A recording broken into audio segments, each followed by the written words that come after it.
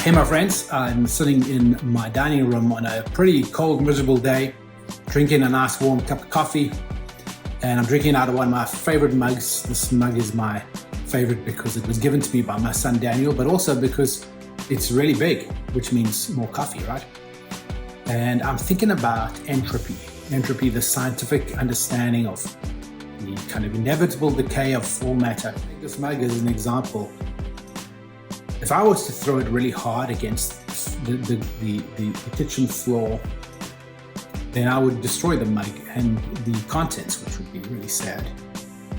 But this mug is going to be destroyed that way anyway. At some point, by me throwing it against the ground and maybe going at it with a hammer, I'm just speeding up the inevitable. Everything physical is heading towards ultimate entropy, right? And that's true scientifically.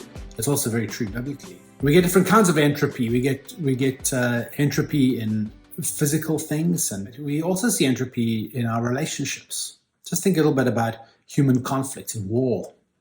Think about all the people that have died miserably and horribly through human conflict.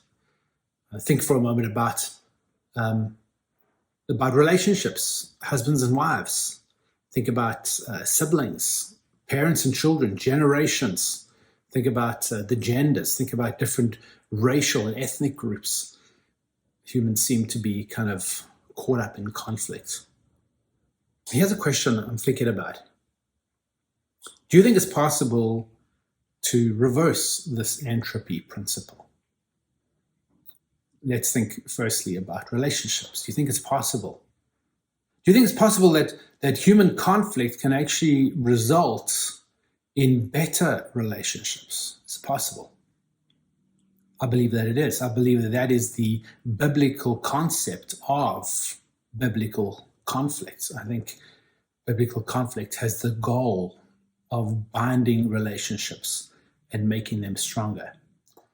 There is an ancient Japanese art form called kintsugi, and it is the art form of repairing ceramics using some kind of lacquer or some kind of resin base together with some inert metals. And I'll put up a couple of pictures to show you what it looks like. And the concept behind kintsugi is taking a beautiful piece of ceramics, which was designed to be whole and perfect and unbroken and unchipped. And when it does get damaged, to repair it in such a way that it is more unique than it was before, that is more beautiful than it was before, and that is stronger than it was before. And I believe that is the goal of biblical conflict. And so I'm doing a course on biblical conflict. It's a 4-part course. The introduction is currently up on the website. It's an online course. And if you are in any way interested in improving the way in which you handle conflict in your everyday life, then I just encourage you to dive in, take this course. Maybe conflict makes you scared. Maybe conflict gives you a lot of thrills and you like it. Both of those dysfunctions are covered. And really want to see us getting better at resolving conflict biblically. So you could go to class.firebrandchurch.com and sign up, register there. If you're not already registered, you don't have to be a member of Firebrand to register.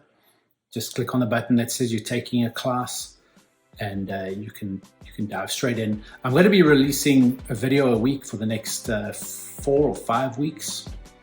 And the first video is already up. The introduction is up there. So feel free to watch that. At the end of the class, there will be a multiple choice questionnaire.